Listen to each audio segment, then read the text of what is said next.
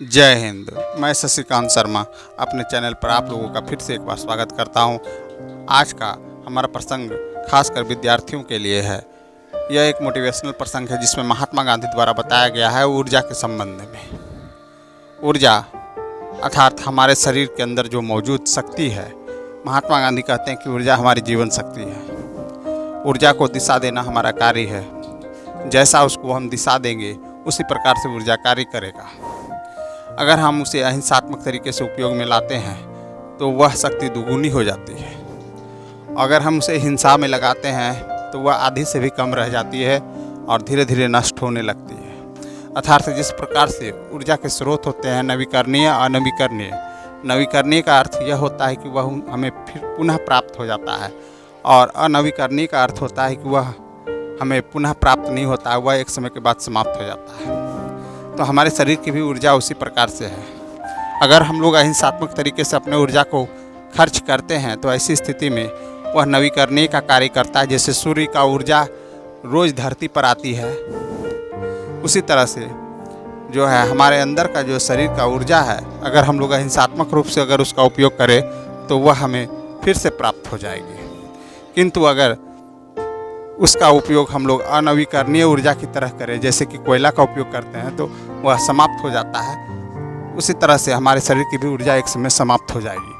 और आज की युवा पीढ़ी ज़्यादातर तो जो है किशोरावस्था से ही जब ऊर्जा बनने लगती है तो उसका उपयोग वो उसी कोयले की तरह करने लगते हैं, जिसके कारण एक समय उसकी ऊर्जा समाप्त हो जाती है और उसे अपना लक्ष्य नहीं दिखाई देता है।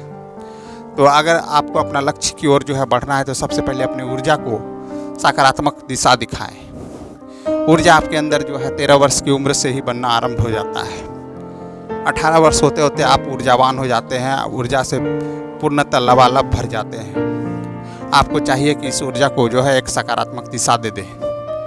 अगर आप गलत संगत में पड़ जाते हैं तो अपनी ऊर्जा को आप जो है लड़ाई झगड़ा, मार धाड़, काम शक्ति आदि के पीछे जो है आप बर्बाद कर देते हैं। आपको चाहिए कि अपनी ऊर्जा को जो है सकारात्मक एक लक्ष्य तय करें और उस ओर जो है अपनी ऊर्जा को लगा दें। इस समय आपका मनोमस्तिष्क पूर्ण रूप से एकाग्र होने की भी स्थिति में रहता है, लेकिन आप अगर उसे भटकाएंगे तो वह इतना भटकेगा कि आप उसको संभाल नहीं पाएंगे।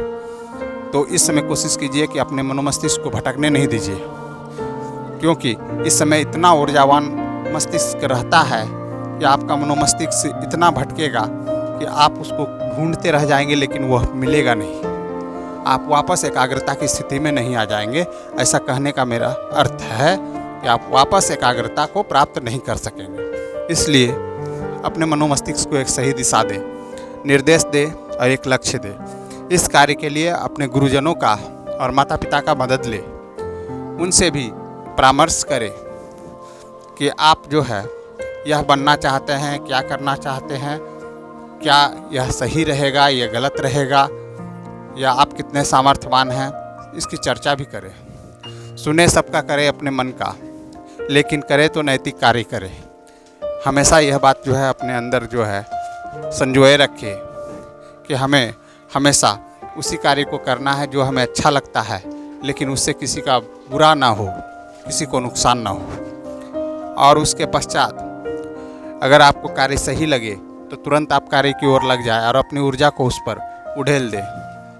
ऊर्जा जैसे ही आपका कार्य करना आरंभ करेगा, आप धीरे धीरे देखिएगा सफलता को प्राप्त करने लगेंगे। एक एक कर आपको सफलता की सीढ़ी नज़र आने लगेगी। आंखों के आगे का अंधेरा समाप्त हो जाएगा और आप धीरे धीरे जो है उस सीढ़ी पर चढ़कर और अपने लक्ष्य की ऊंचाइयों पर पहुंच जाएंगे।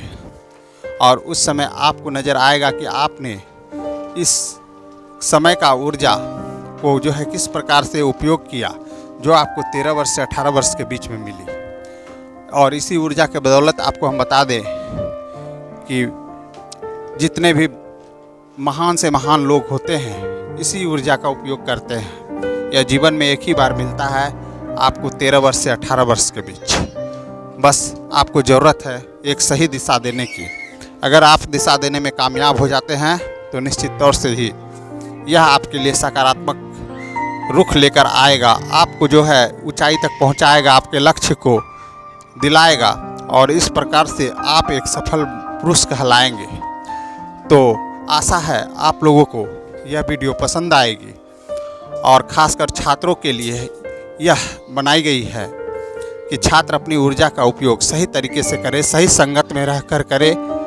संगत अगर आपका थोड़ा भी गलत होगा तो आपको काफ़ी कष्ट का जो है सामना करना पड़ेगा। तो आप हमेशा ध्यान में रखें कि आपका जो है संगत कैसा होना चाहिए। संगत अगर गलत हो तो आपकी ऊर्जा भी गलत दिशा में जाएगी, और आप जानते हैं कि गलत का परिणाम हमेशा गलत ही होता है। इसलिए ऊर्जा को सकारात्मक दिशा में लगाएं और अपने लक्ष्य को प्राप्त करें। और हमारी शुभकामनाएं और सुनने वाले समस्त लोगों की शुभकामनाएं आपके साथ है। अपने लक्ष्य को प्राप्त करें। जय हिंद, जय भारत।